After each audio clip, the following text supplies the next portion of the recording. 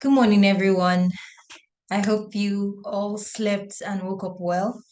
My name is Lamide. I'm the Digital and Research Executive here at Adlantic, and I'd like to welcome all of you to another edition of our Grow with Adlantic webinar for the year 2023. We're super excited to have you guys here. So in this session, we'll be discussing the topic from prospects to loyal customers, as you can see up here, efficient ways to nurture and convert your leads or leads for your business. Now, our aim is for you to leave this session equipped with more than enough knowledge on how to convert your prospective customers into loyal fans for your brand.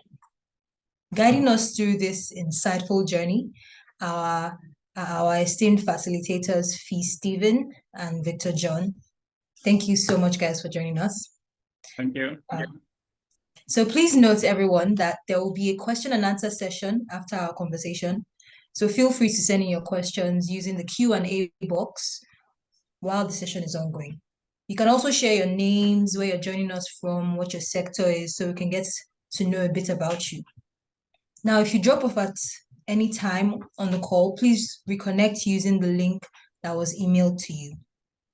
Also join the conversation online using the hashtag #GrowWithAdlantic. And don't forget to tag @Adlantic on Instagram. So a link of this recording of this session will be emailed to you. Now, before we get into the conversation, let's just share a little bit about Adlantic. So we are an advertising services company that provides easy, flexible, and affordable advertising packages for businesses to help them reach their customers through different platforms. So whether you're a micro business at the early stages of building your brand or a medium-sized business with an already established brand, Adlantic has the right package for you. So to find more about us and to get started with your Adlantic journey, kindly visit our website at www.adlantic.com and also follow our social media pages at Adlantic on Instagram, Facebook, and LinkedIn.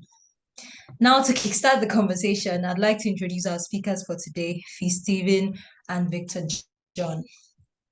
Lovely to have you guys here. Thank you. So as a growth marketing and digital marketing professional, Fee Stephen helps brands within and outside Africa build digital assets, strategies, and marketing campaigns for peak profitability. This way, he lives out his passion to enable organizations maximize digital tools and platforms. And for Victor John, a digital marketing professional with keen interest in training business owners on how to properly leverage digital marketing to grow businesses. With over 5 years experience, he has trained 5,000 plus business owners across Africa. So he's a certified digital marketing professional from the Digital Marketing Institute, Ireland, Meta certified lead trainer, plus many other certifications covering several digital and social media platforms. So now I'm going to hand it over to the professionals, Fee Stephen and Victor John, to take us through our session. All right. Thank you so much, Lamide. Hello, everyone. Good morning and welcome once again to this session. And I'll be leading the conversation today from prospects to loyal customers, Now, the goal of the session is to show you some very efficient ways that you can nurture and convert leads for your business. And this is going to be very, it will be an interactive session while you're learning. If you need to maybe send a message, you can use maybe Q&A. If you also need to, there's some times I'll ask you to react. You'll see some reaction buttons. You see some reactions in your screen, in your phone. At the bottom of your screen, you'll see things like that. So look forward to you learning as much as possible on how you can move your prospects to loyal customers. My name is Fee, as has been said earlier. Now we'll get started by trying to identify who a lead is. This is really important. Now I have had lots of experience working with business owners, working with organizations, working with companies both within and outside Africa. And if there's anything that is important for a start is being able to define who a lead is. Because there are some people that you may have in an email list somewhere. There's some people you may have in let's say, a WhatsApp group somewhere, in a Telegram channel somewhere, that you're calling leads, but they are not really leads. If you want to move people from being a lead to being a customer, first you have to be sure that the people you're trying to move are actually leads. So who exactly is a lead? This is the first thing you need to learn that can take you to that point of conversion. Yes, you want to convert. Yes, you want to make them customers. But the very first part of making a lead a customer is making sure that the lead, okay, is the right lead for that business. So who is a lead? I tried putting a definition on screen so that it's easy for you to take it down. But I'll talk about some major points here. So a lead is a person or an organization that has expressed interest in a particular product or service, but has not made a purchase. Now, there are some very key points here. You cannot have a lead that, to an extent, is not even aware of a product or a service. The person is not a lead. The person is someone you have access to his or her details. The person is someone that you have access to maybe the person's attention, right? But the person is not yet a lead. The person becomes a lead when the person is at least first aware of the product or the service.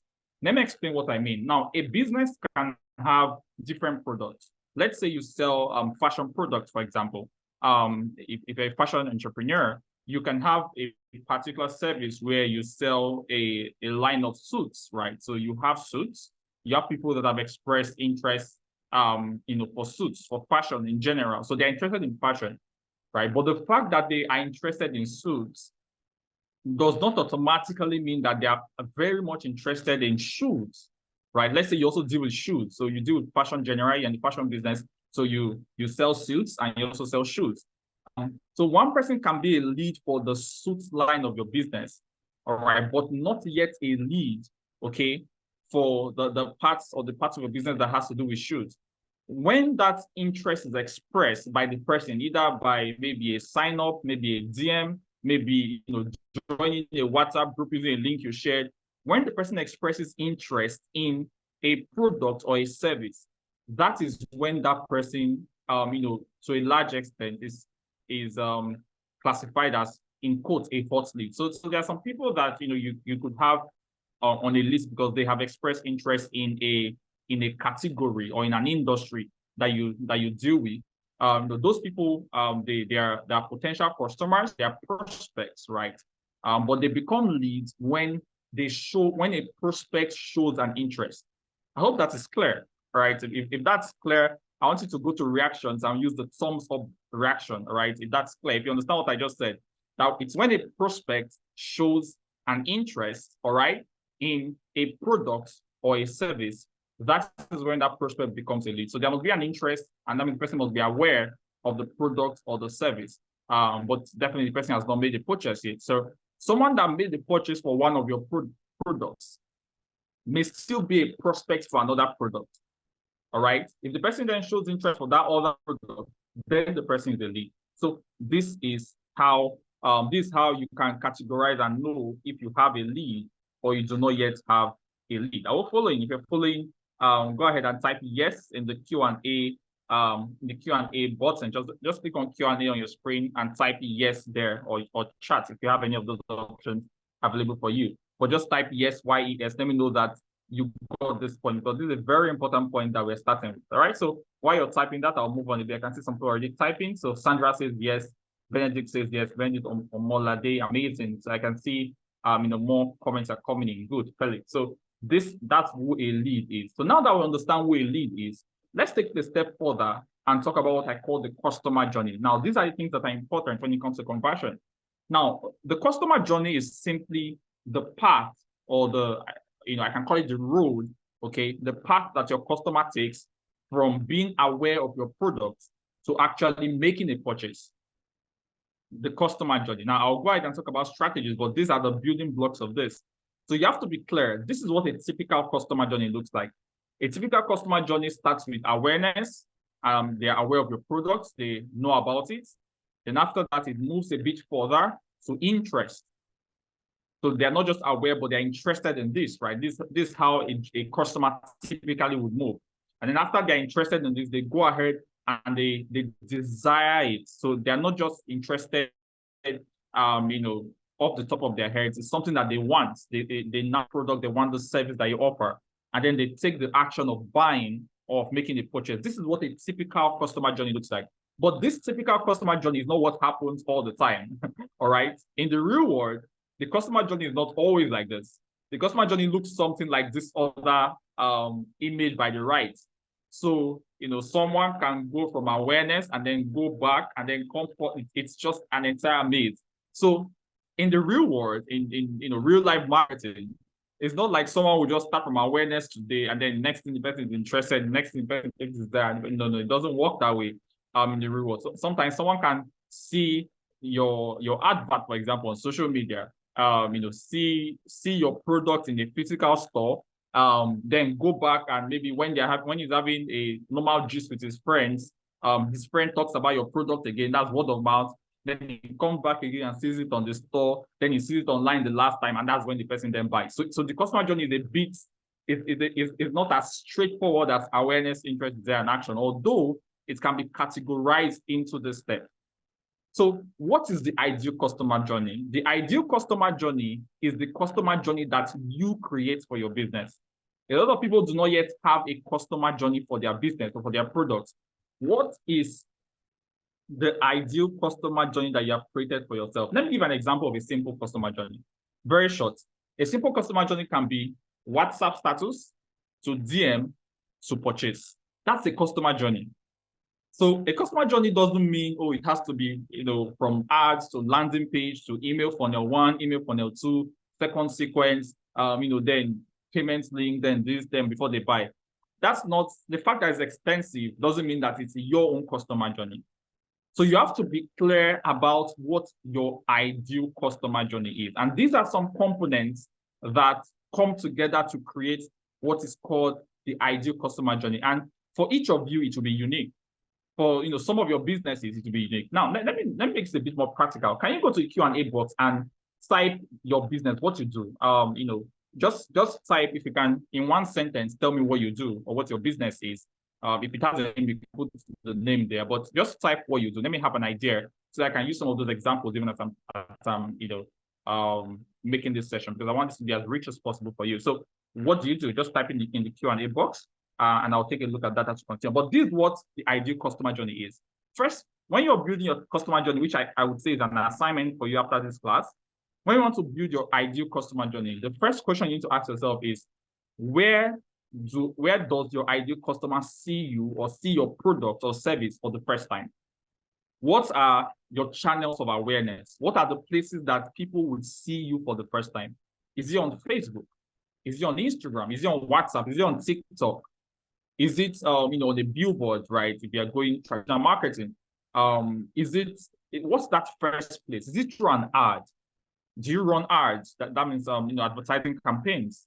What is the first place that your customer would see you at for the first time? Like your ideal customer. I know that, different customers can see you at different places, but the ideal customer journey is you're building this customer journey for your ideal customer. There are people that will buy from you that are not really, your ideal customer. They could just be, people that maybe heard about you from someone referred them. Those are also customers. But your ideal customer is someone that has never heard about you and you're trying to create a customer journey for. So where would they see you at the time? That's the first question you need to answer when you're building your ideal, your ideal customer journey. Okay, so I believe that some of you are still typing. So you can type, tell me what to do, use the Q&A box and just tell me what you do so I can use some of those examples, right? So Benedict is into computer engineering, amazing. So after you've answered that question of where to see you, next question you need to ask is, where is that place that they can learn more about you? Now they've seen you, but how can they learn more about you? What do I mean by learn more about you? It can be a WhatsApp catalog. By you, I don't mean you as a person. I mean, I'm talking about your product or your service now, because your customer journey is the road that takes them to buy your product or service. So where do they learn more about you? Do you have a WhatsApp catalog that is already set up that has details about your product, the size, the color, what it does for people? Do you have a simple landing page, maybe using free platforms that are available, which I'll talk about in a future slide, right? Do you have a place where they can learn more about your product? or your service. It can be a Facebook post. It can be an Instagram post, right? But give people an opportunity to learn more about you. That's the second step of the customer journey, where they learn more about you. Now, the third step of the customer journey is where they buy from you. Now we're talking about payments. All right. Where does your customer buy from you? What are your available payment methods? Do they make a transfer? Do you have a payment link that is already created and generated? That's the third part of the customer journey. And if you start looking at these things, you already see why you're having difficulty with converting your leads to customers, because you've not yet created a customer journey. You're not clear about how people pay you. If someone says, oh, I can't make a transfer, I want to pay with my card, do you have a setup that allows you to receive that payment?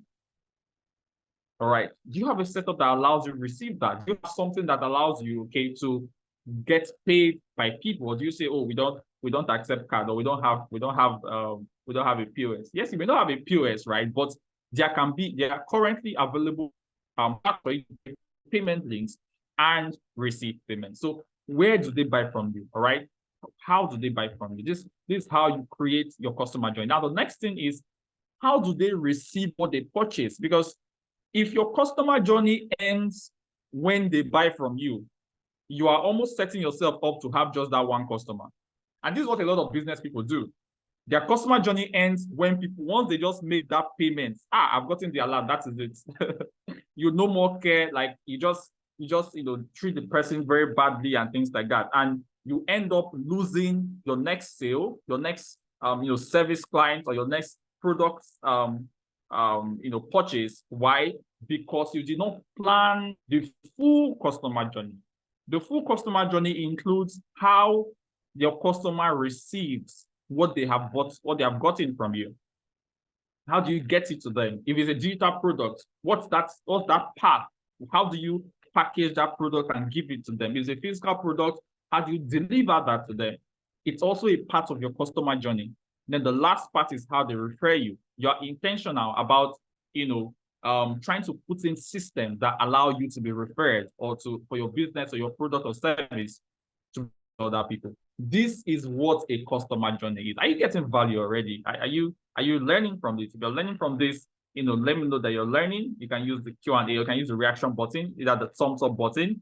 There should be a place for reactions for you. You can click on thumbs up, but this is what the customer journey is. Now, in this customer journey, okay, the lead conversion, which is the focus for today, we're focusing today on how to convert leads to customers, right? The lead conversion starts from what is highlighted here. You see the person that's highlighted here, where they see you, to how and where they buy from you. That's what the lead conversion process is. It starts from where they see you to how and where they buy from you. That's what is called converting your prospects to loyal customers. So you're trying to move them, you're trying to nurture them, you're trying to encourage them to make a purchase. And that is you moving them from when they see you for the first time to how and where they buy from you. So how exactly is this lead conversion? All right, how can you convert the leads you have? How can you really get to that point where you are converting prospects to leads, or you're converting leads to paying customers? Now, there are two pillars when it comes to lead nurturing and conversion. There are two pillars when it comes to nurturing your lead and converting them. If you can get these two pillars right, I can almost 100% assure you that your leads will be converted to customers. If you can get these two pillars right, okay? Now, the reason why a lot of people are not converting their leads is because either one or the both of these pillars are having deficiencies. If you want to create, if you want to really nurture your leads and convert them into customers, two things I need to have in place. The first is systems. You need to have systems for lead nurturing and conversion. Don't just leave it to chance. Don't say, let's see how it goes. All right? Systems are really important, very important. You need to have the system that helps you convert the leads. If there's no system, today you get one customer, tomorrow you get 20, but you can't even tell why you got 20 tomorrow and why you got one today. There's nothing to track. There's nothing to measure. There's no system that allows you to say, oh, this is what I did right that gave me 20, or this is what I did not do well that gave me 1 or 0. Why? There is no system. Without a system, you cannot have repeated results. Are you following? Without a lead nurturing and conversion system, it will be difficult to have repeated, consistent results. So your systems are very important. And apart from your system, the pillar is your messaging. Your messaging, that's the second pillar for lead nurturing and conversion. Your messaging is, what are you talking to these leads about? How are you talking to them? What's your tone? What's that information you're putting out there?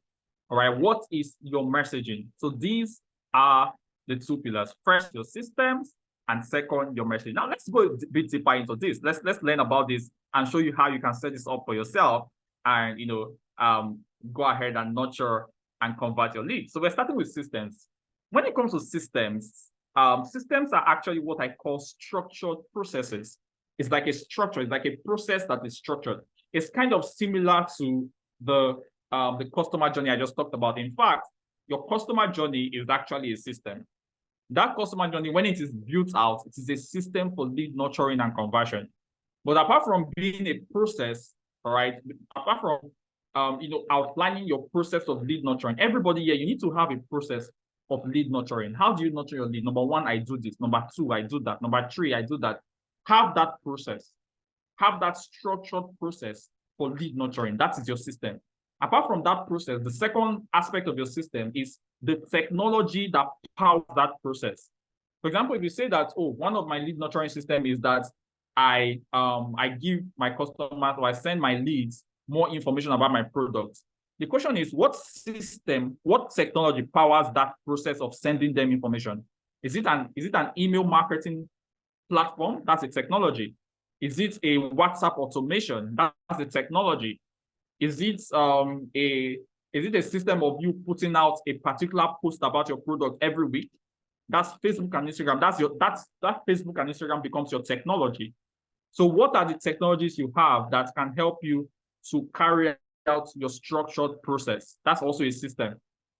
But beyond that, you also need a technology to manage these leads. They're called CRM systems, customer relationship management systems. But to break it down for the level of every business owner, you just need a way that you can manage leads. It can be a WhatsApp group. It can be an email marketing system.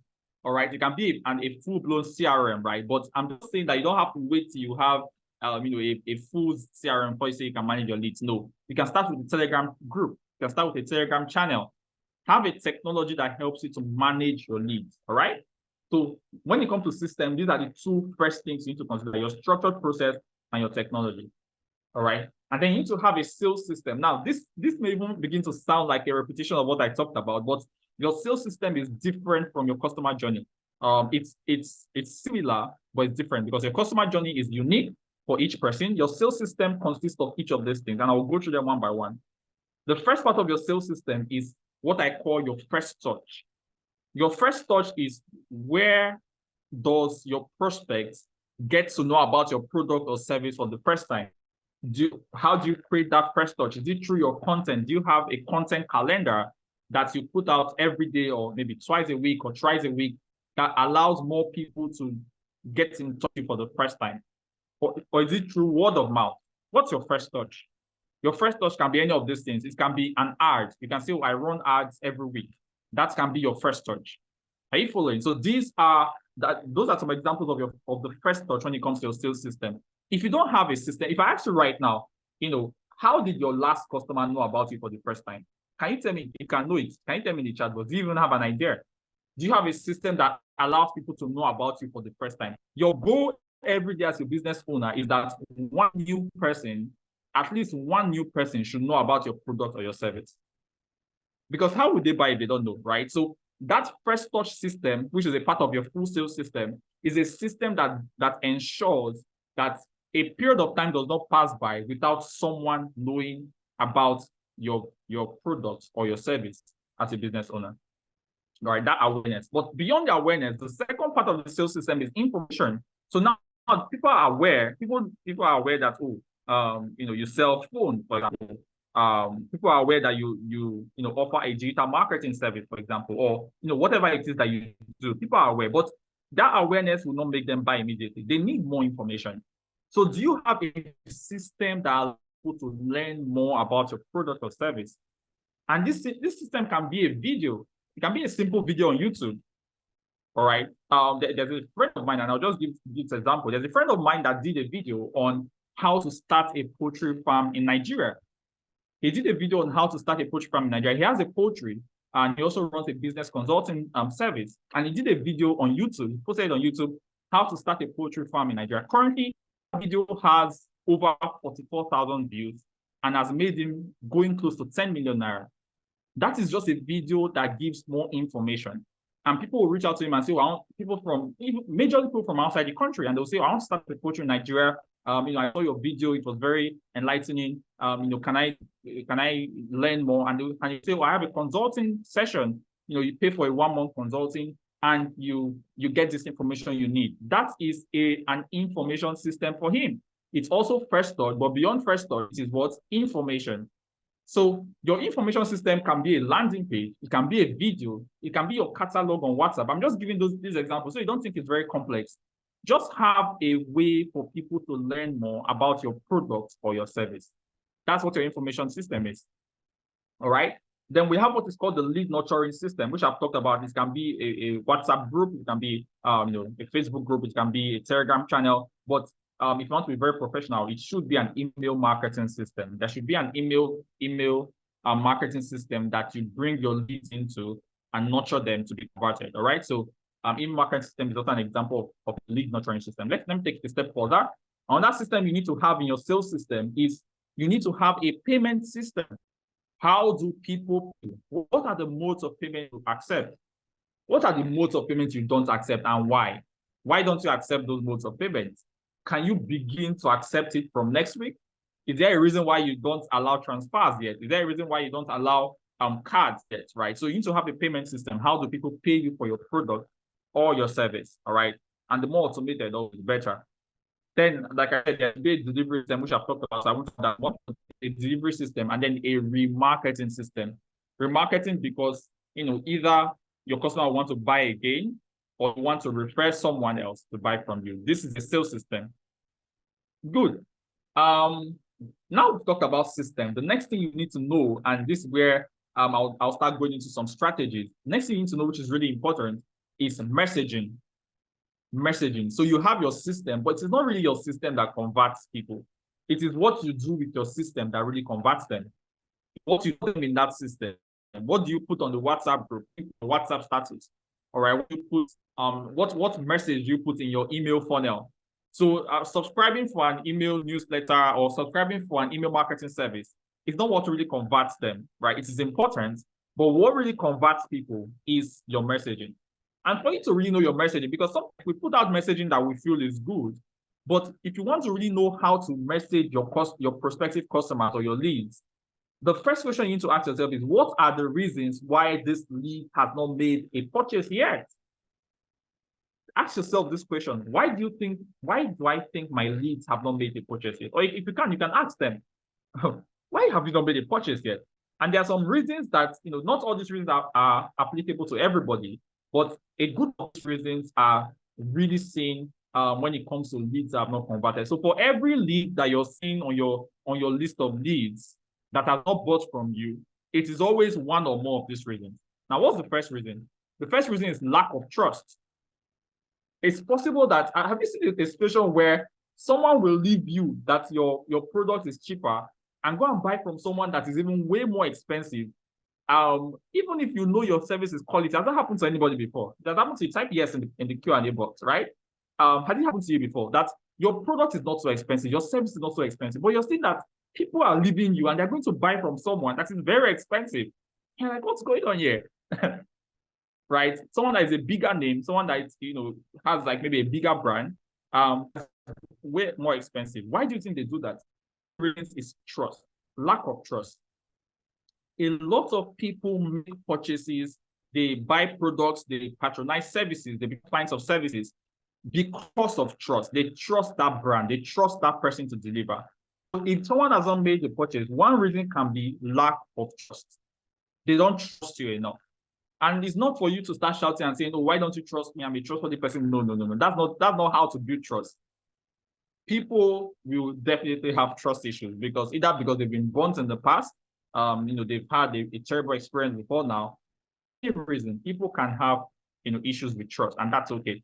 Your prerogative or your what you should do is to identify that, oh, it's possible that these leads that have not bought, it's possible they don't trust me. Accept it. It's possible they don't trust you, and that's fine. Another reason why a lead may not have made a purchase is because it's lack of need. They don't need what you're selling. And this is actually very true. You should not get angry about these reasons. You just acknowledge it. It's possible they don't need what you're selling. It's possible that this person that is on your list right now doesn't need this. Yes, I know it's high quality. I know, for example, I have this like a pen. Okay, I don't think, yeah, it's showing now. So I have a pen with me, right? But I have like two packs of this, right? I don't have one.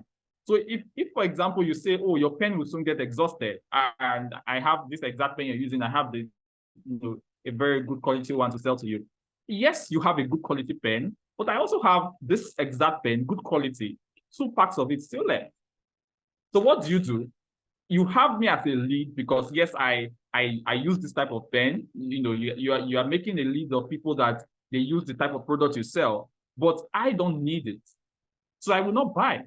Not because you're a bad person, or not because I'm a bad person, but just because of lack of need. So it's possible that some people on your list of leads right now, they don't need what you're selling, and it's okay. Another reason can be lack of budget, right? So there are people that need what you're selling, but they may not have the budget to afford it at the time. And even at this time, there are several fluctuations in even prices. There are electronics that are fluctuating in price, right? There are some products that you want to buy that the price yesterday is not the price today anymore. All right, so people may not just have the budget, all right, to buy what you're selling, and because of that lack of budget, what happens is the lead may not be able to make that purchase at the time. Now you take note of that.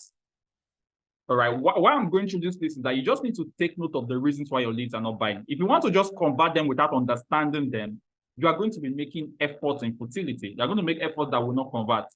The first step you need to make if you want to put out messaging that will convert people is to understand those people. Understand those people that you call leads. Why are they not buying? It's lack of budget. The reason can be lack of urgency. Maybe they need it, maybe they can afford it, but you have not given them a reason to buy it now. Why should they buy it today when they can buy it tomorrow?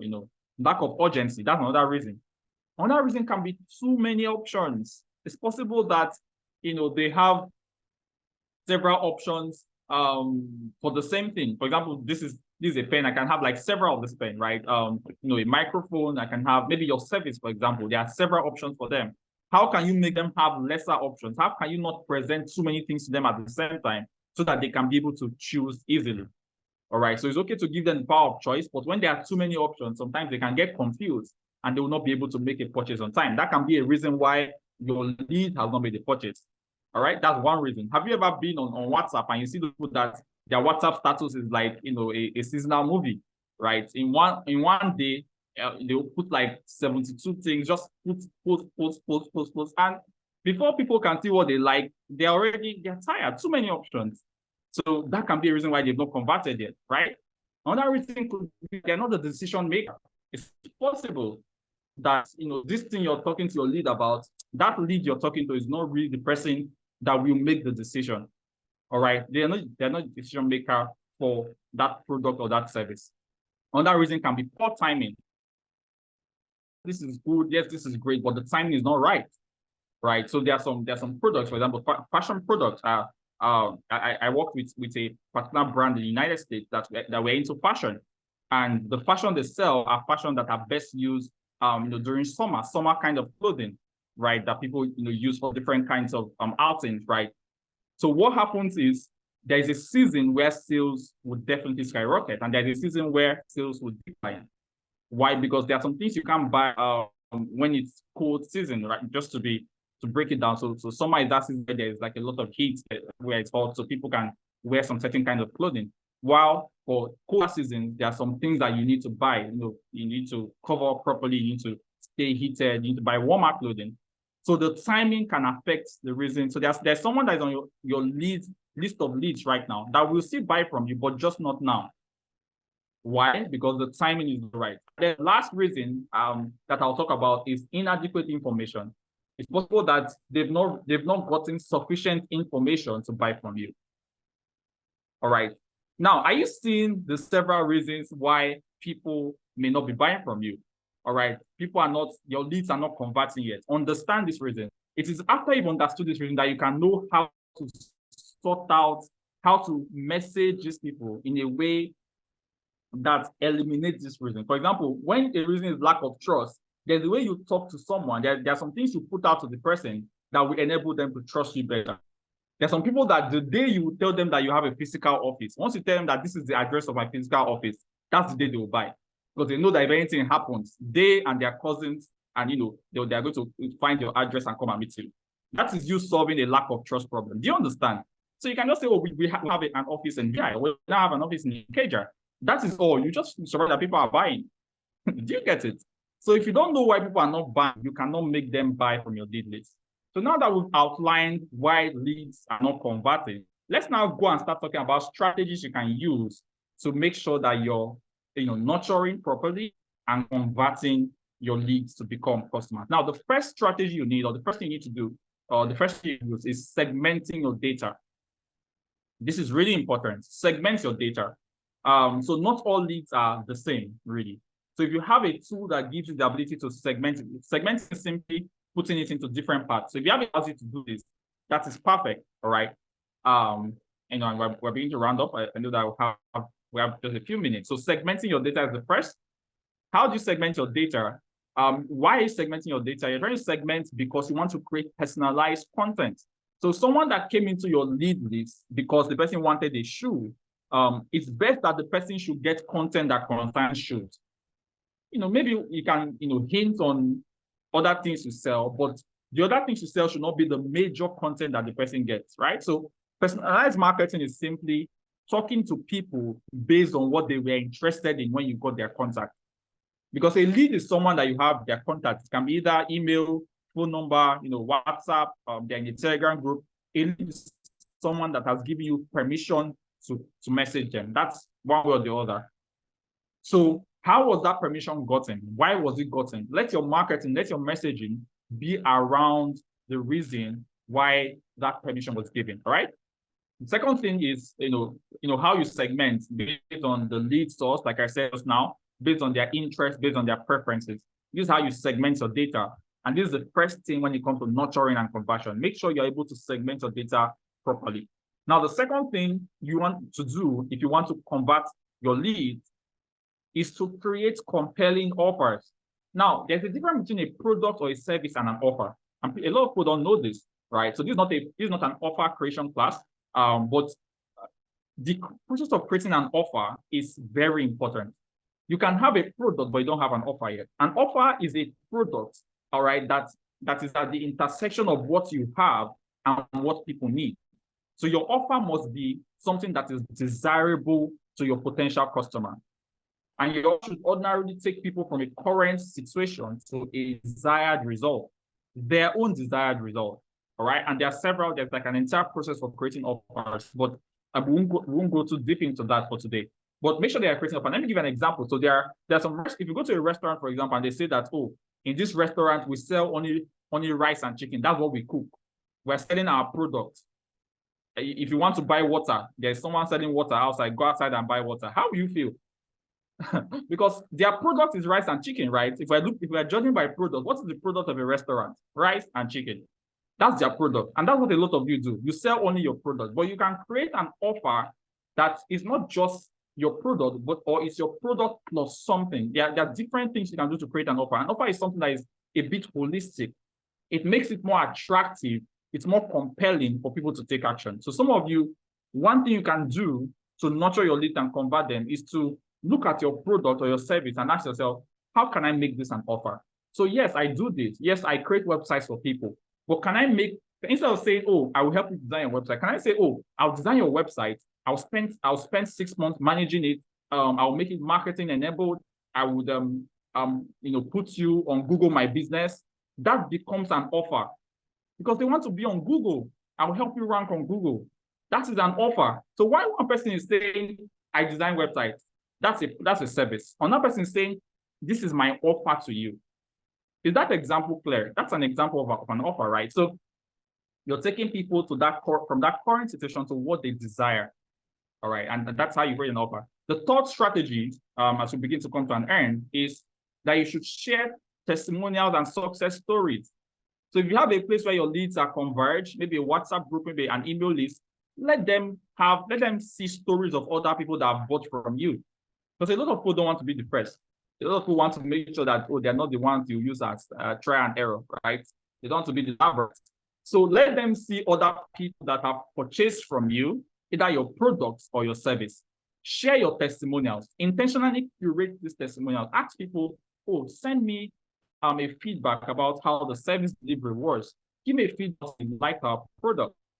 All right. Request for testimonials and success stories. And when you get this, make it into a piece of content, right? Share it with your leads. You can share it on Facebook, on Instagram, on your WhatsApp status. You can share it on your email list. So people see someone else's success story. All right. Now, the fourth thing is to show authority. All right. And I know that we've talked about a number of things. We have a number of strategies there, but I want to be sure, because I can see a number of people have joined in and things like that. I want to be sure that you've been following me so far.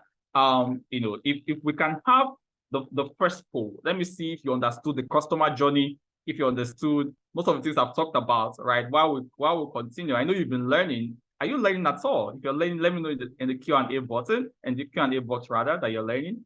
But I don't know if we can have the poll, just to give me a second. Let me just pull this up, right? But I know that a lot of you are learning as much as possible. So you most likely maybe get a poll, and then you can answer the questions there, and then be sure that you're following the session. All right. So next thing is to show authority. Like I said, authority can help you with trust. There are some people that do not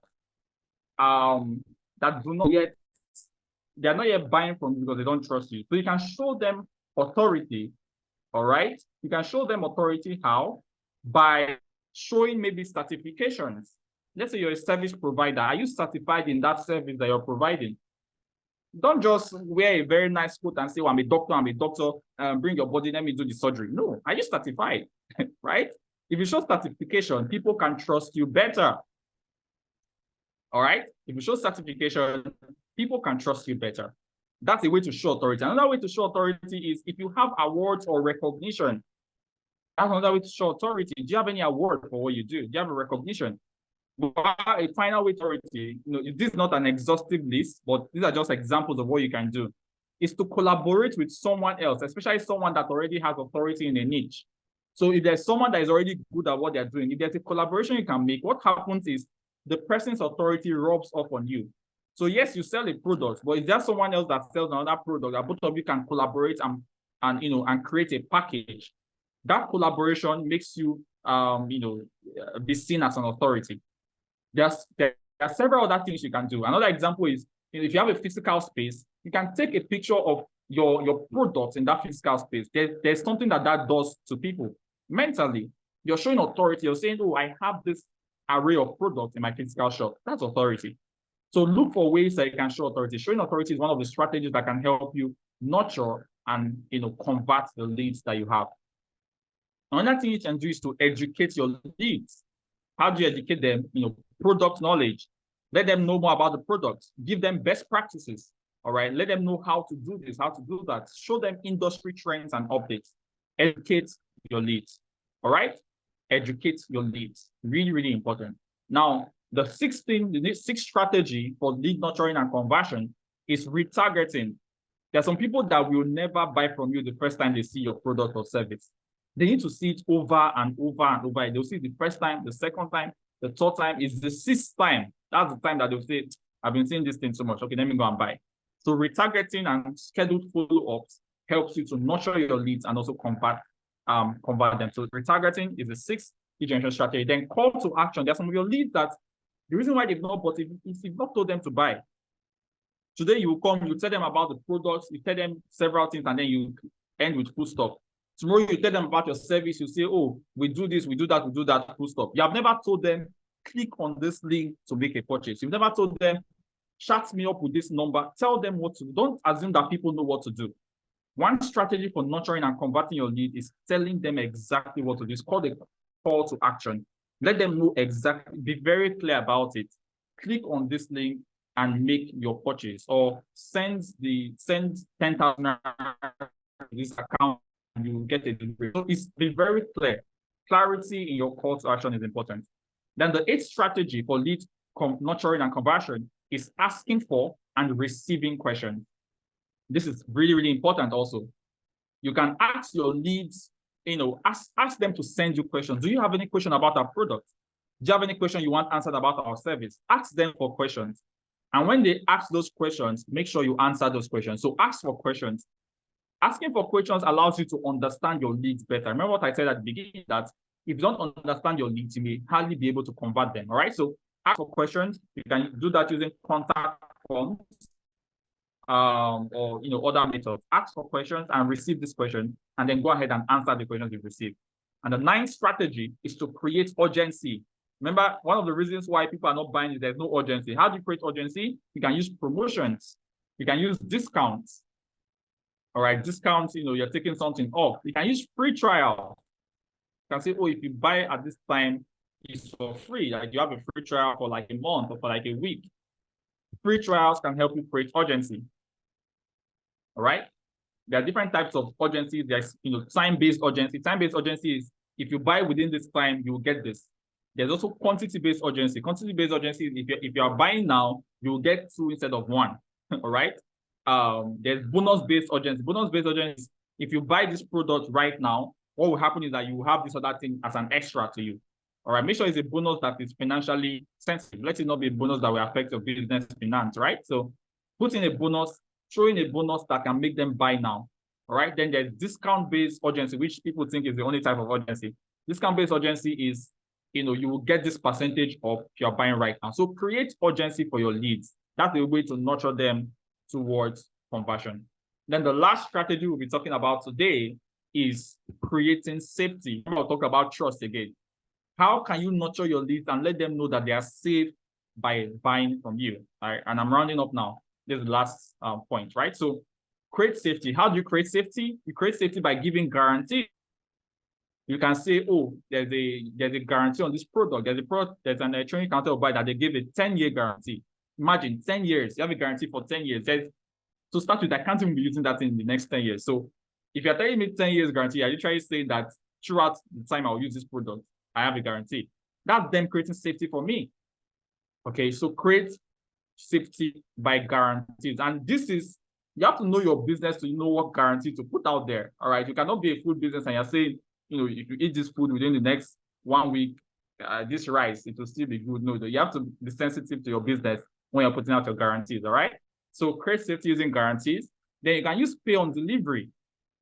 Pay on delivery. Make sure that it won't affect your business negative. These things are important. You have to measure. You can test. That's one way to know if it will affect you negatively, right? So test these things. You can use pay on delivery, where people can pay when they get their products to build trust. You want to create safety for them. You want to make them feel safe. And the last thing you can use is return policy. There are a lot of big e-commerce stores in Nigeria that currently use return policy to create trust and safety. If you buy from some of them, what happens is they will tell you that if anything happens within the next, or if you can return this within the next 15 days, within the next 30 days, that is the way to create safety. So if you do these things that I've talked about so far, from the system to the messaging and everything we've talked about, you have been able to, you've learned a lot of strategies, right, that you can use to nurture and to convert your lead. I'm going to end with this quote. And the quote that says that you should nurture your leads with the right message at the right time and watch them turn into your biggest customers. Nurture your leads with the right message at the right time and watch them turn into your biggest customers. Okay, so, and that's that for the today. I know that some of you may have questions. I don't know if Namde wants to come in here, but this is the major time for today. Thank you. All right, Fee, thank you so much. That was extremely insightful, honestly. I can see that some people even have questions already. So thank you so much, Fee, Stephen, and Victor John, for the nuggets and insights you've shared. I think some of the points I noted is like in the beginning, you acknowledge the difference between the textbook knowledge of the customer journey, which is the IDA model, which everybody used to say in my university those days. We just say IDA model. But in reality, the ideal customer journey you also explained was very, very insightful. And I think another thing I noted is that to scale or to grow or to retain your customers, it doesn't just stop at purchase. It's also depends on how you nurture your customer after purchase and everything. And I like that you also mentioned asking for questions, because that's how you get to know what your leads want or why they may not be purchasing and things like that. So it's just important for businesses to always ask questions to get to know their customers. So thank you so much. We are going to go into the Q&A session now, where we'll be taking questions from the audience. So I see one question now, but please just keep sharing your questions in the Q&A box. Sophie, I see that Benedict asked, is it proper to use the same number for WhatsApp business and my personal WhatsApp? Is it proper to use the same number for WhatsApp business and my personal WhatsApp? So I'm guessing the person, is it proper to use the same number for your business and like your personal number for your business, basically? Okay. Yeah. All right. So thanks for that question. So Benedict, now I would say that this is quite relative, and I'll explain why. So it's very much advised to have a business number, very much advised to have like a business number, because every business now wants to expand at a point. Okay. So if you have expansion in view, you want to have a phone number that when the business grows beyond you, you can give that number to someone to manage. So that is what is recommended. That's what I would recommend generally. Right. But sometimes the person, especially when you're just starting out, that beginning stages, you are literally the business. People are buying because of you, right? So you're starting with your current number. Your first customers are maybe people that know you already. So at that first time, there may be some sort of emerging, but your goal should be after a period of time, maybe after a period of some months or maybe a year or so, your goal should be to transition into having a dedicated number for your business. If currently your business needs a lot of you and a lot of your own number to function, you can start with that, right? And then, but at the point, you need to have a dedicated number. Sometimes what people do is that instead of buying a new number for the business, since a lot of people that they do business with already have that number, they just convert their current number to a business number. Then they have like a new number that becomes their new personal number, and then share that number to like their personal contact. All right, so you can consider doing that, but that's what I would recommend. Definitely at a point in time, transition into having a number dedicated to your business. Thank you so much, Fee. So there's another question. I think it's similar, but it's now shifts to social media. So I said I run 3 different businesses. Do I create 3 different pages for them? And I have this same question because I also I'm in that same bubble. I have my personal page where I already have a good following, but then I have other things that I do that I need to show, but it's too much to show on my page. I don't know if I should open another page or just use my personal page. So Okay. So for businesses, if the businesses are in very varying niches, right? For example, you're into agriculture and fashion, I would definitely recommend you create separate pages. Like if the niches are very varying. Now, this is a bit the recommendation is different for a personal brand. So if you have a personal brand, your personal brand can actually to an extent have expressions of different things, right? Because it's a person. But if you want to have like dedicated expression, and those expressions are very varying, they're not within the same kind of niche. I recommend you create new pages. Every page starts from 0. So definitely they will grow after some time. So you can use ads, you can use manually sharing to grow those pages, right? You should be clear about your goal. Your goal for a start can be followers, but your major goal should be business, like getting people to buy.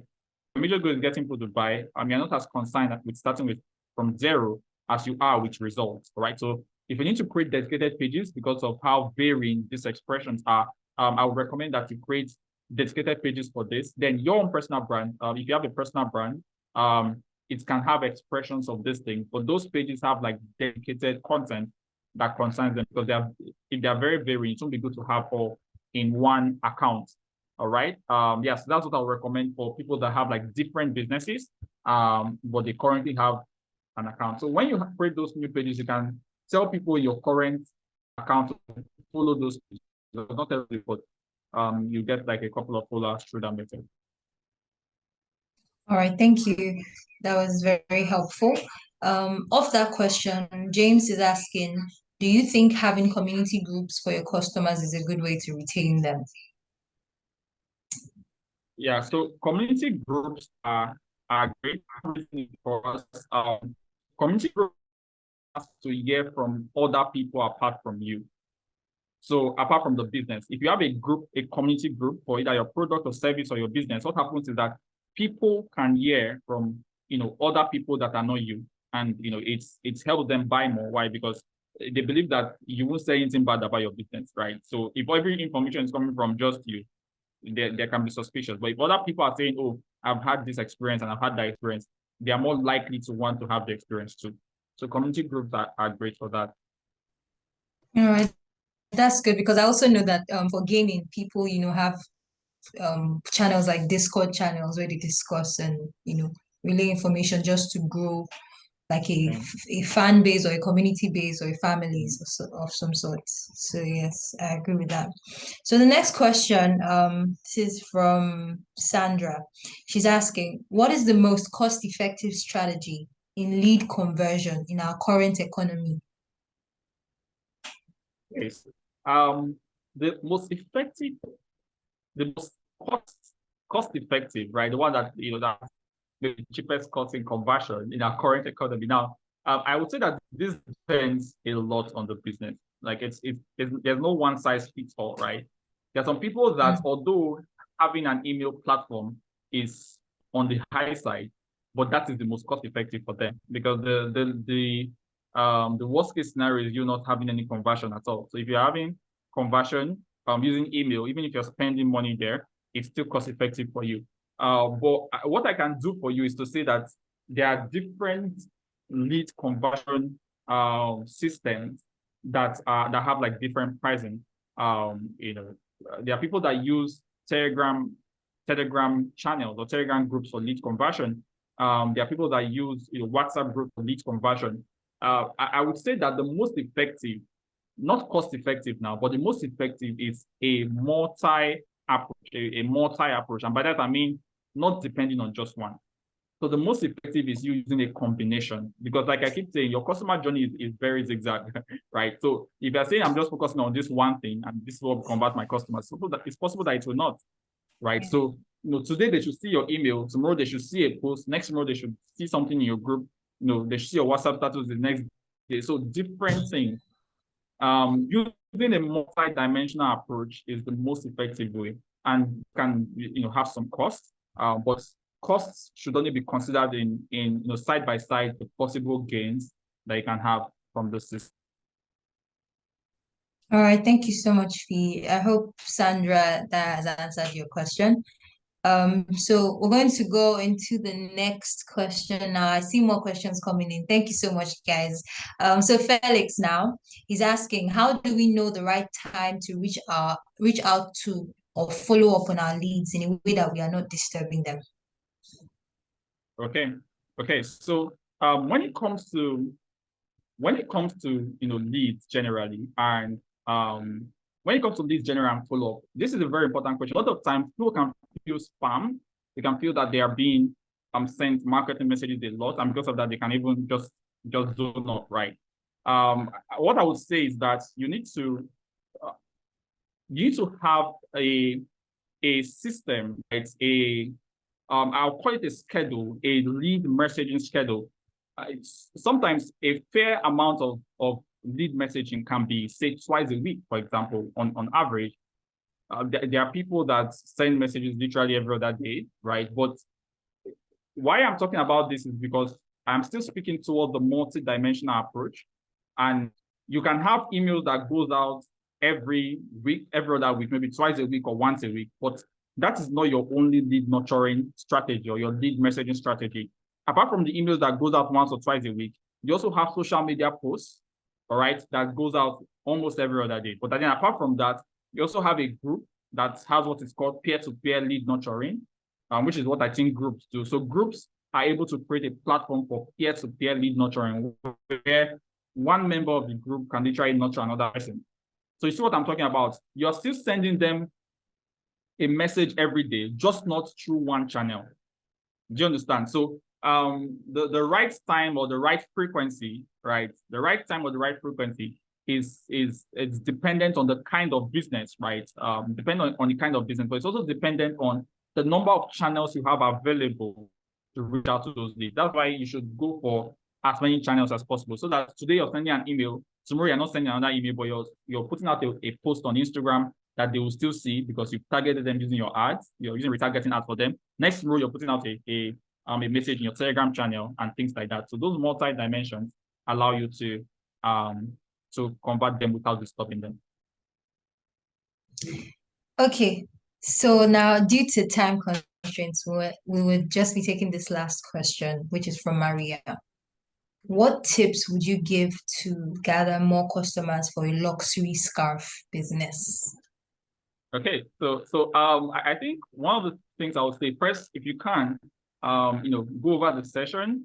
But first thing I would say is try and ask yourself the question, why are people not buying? Very, very important question. Go to my slide on why people are not buying, right? Maybe if you have your notes, if you took notes during the session, try and go through that list very well. That's the one and only tip I'll give you. Go through that list very well and ask yourself, if you're in luxury, one of the reasons for luxury almost always is budgetary concerns. So do you want to be able to give a payment plan? Do you want to be able to do something that allows them to want to buy even though the price is on the high side? All right, so go through that slide or that note if you're taking notes on why people are not buying yet, and then use that note, all right, to create messaging that gives them a reason to buy. That's what I would say to you as a luxury scarf business. Yeah, to add to that, Fee, I know that you also mentioned, creating a need and creating an urgency. So you can also probably do that by your social media content, how you pitch, how you relay it, or how you use it to sell your brand, basically. So thank you so much once again. So like I said, due to time constraints, we are unable to take any more questions. I see some questions are like in the box. I'm so sorry, guys, but we would really love to get your feedback on the session and more of your questions. So you can also, if you have any further questions, you can just send it to our mail at support@adlantique.com, and we'll be sure to get back to you. So all those questions that you still, that are still unanswered, just send it to support@adlantique.com. We would love to hear your feedback. Thank you so much. So you can also send an email to support@adlantique.com if you need any assistance, or send us a DM on any of our social media handles. If you would like someone from Adlantique to reach out to you, you can fill out a form using the URL shared right now in the chat box. So in the chat box currently, we have a URL. So if you would like us to reach out to you, just fill out the form and we'll definitely get to you. And now, on behalf of the Adlantique team, I would like to say a big thank you to our amazing speaker, P. Stephen, and his support, Victor John. We have really enjoyed every bit of the conversation and look forward to hosting you guys soon, because I'm sure some of those things you talked about is something we need to break down in terms of the most cost-effective strategies to use to send messages to your customers and stuff like that, or the frequency and everything. So we really love to get you guys back, so that we'd like to host you guys again anyways. So I would like to say a big thank you to everyone who joined: Benedict, Maria, Sandra, Felix, James. Thank you guys so much for joining us. We hope that this session has been enlightening and rewarding. Please remember to follow us on our social media handles as displayed on the screen. So please feel free to follow us at Adlantique on Instagram, Facebook, and LinkedIn at Adlantique, so you can get information about our next Grow with Adlantique session and learn more about our services. We really look forward to hearing from you. And please do enjoy the rest of your day. Thank you so much for joining us, guys. So take care. Bye. Bye, everyone.